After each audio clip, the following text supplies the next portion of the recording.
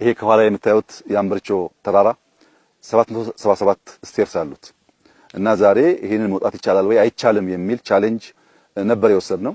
እንግዲህ ብልጽግና ጀምሮ የማይጨርሰው ተናግሮ የማይፈጽመው ነገር ስለሌለ ምንም እንኳን አንበርቾ እዚህ ሆኖ ሲያዩት ቀላል ሲጀምሩት ፈታኝ ቢሆንም ፈተናን ሳንሻገር ውጤት ሊመጣ ስለማይችል መላ ቲሙ እንዳያችሁት አንበርቾን ወጥቶ 77ቱን ጨርሶ ደረጃ የሌለበትን ቦታም በ200 300 ሜትር ገደማ ወጥተናል። እኛ የተሰጠን ቻሌንጅ ተቀብለን የተሰራው ወጥተናል። መልሰን ለከምባታ ቻሌንጅ ሰጥተናል። አሁን 777 ነው የሰራችሁት። አስደናቂ ስራ ነው የሰሩት። ባይዘው እንኳን ሊሰራበት ሊወጣበት አዳጋች ስለሆነ ነገር ግን 1000 ሙሉ ቦታው አለ። 1000 ሙሉ ደግመን መተን ከእናንተ ጋር 1000ን ቻሌንጅ እንወስዳለን ብለናቸዋል። በሚቀጥሉት 3 ወራት የብርቱ የከምባታ ህዝብ አንበርቾ የመሰለውን ሐውልቱን አንበርቾ የመሰለውን የቱሪስት መስህቡን እጅግ ውብ የሆነውን ተራራ ሙሉ በሙሉ በመጨረስ እኛም መተን በጋራ የምንወጣበት ይሆናል። በርካታ ሰዎች እየመጡ ይሄን ቻሌንጅ እንደሚሞክሩ ተስፋ አደርጋለሁ። የማዕከላዊ ኢትዮጵያ ክልል ከሆነ ገና ዓመት ተኩል ገደማ ነው።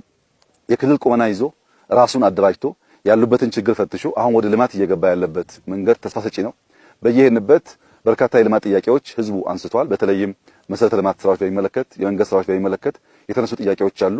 የተነሳ ጥያቄ ሁሉ በአንድ ጀንበር መመለስ ብንቸገርም መተን ያየናቸውን ዋና ዋና ችግሮች መርምረን ተወያይተን በደረጃ በደረጃ ለህዝባችን ምላሽ እየሰጠን እድገታችንን ብልጽግናችን ለማረጋገጥ የሚደረገውን ጥረት እናፋጥናለን የሚል እምነት ነው ያለኝ።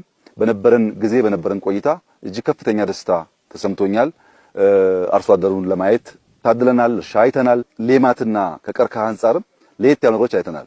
ከዚህ ከአንበርቾ ተራራ በስተጀርባ ከፍተኛ የባምቡ እርሻ ይመስል ነገር አይተናል። ይሄ ባምቡ ለብዙ ነገር የሚያገዝ ነው። ቤት ይሰራበታል፣ አጥር ይሆናል። ባምቡ የማይሆነው ነገር የለም። ባህር ዛፍ ከሚሰፋ ባምቡ ቢሰፋ በእጅጉ ያግዛል። በአርቲፊሻል ኢንሰሚኔሽን በከምባታ ዞን በአብዛኛው ወረዳ ከ95% በላይ ከብቶች ተዳቅለዋል። ይሄ ለወተት ምርት በእጅጉ የሚያግዝ ነው። በየሰፈሩ ወተት ፓክ የሚደረግበት ስራም ተጀምሯል። ወተት ማምረት ብቻ ሳይሆን ፕሮሰስ ማድረግ ጀምረዋል። ይሄን ከጀመረ አርሶ አደር ለገበያ ያመረተውን ምርት ፕሮሰስ አድርጎ የሚያቀርብ ከሆነ በዛ ልክ ገቢው የሚያድግ ከሆነ ምን ይፈልጋል? ቅድም ያየሁት አርሶ አደር ጥቅል ጎመን ከጥቂት ወራት በፊት 20 ሚሊዮን ብር ሸጥኳል። ጥቅል ጎመን 20 ሚሊዮን ብር መሸጥ የሚችል አርሶ አደር ካለ ቲቪ መብራት ካለው ከከብቶች ተለይቶ የሚኖር ከሆነ ምን ፈልገው ብልጽግና እሱ ነው። ግን ይሄ አንድ ሰው ላይ ሳይሆን ሚሊዮኖች ላይ መታየት አለበት፣ መብዛት አለበት። ለዛ ነው እንደዚህ አይነት እንቅስቃሴ የሚያስፈልገው። ከሱ እንዲማሩ፣ ከሱ ጋር እንዲሰሩ፣ እሱ እንዲመስሉ፣ እንዲያ ያለውን ስራ እንዲያባዙት በዚሁ አጋጣሚ አደራ ማለት ፈልጋለሁ። እጅግ አስደሳች ስራ ነው። ተራራ ወጥተናል፣ መስኩን አይተናል፣ ታዳጊዎች አይተናል፣ የሀገር ሽማግሌዎች አይተናል።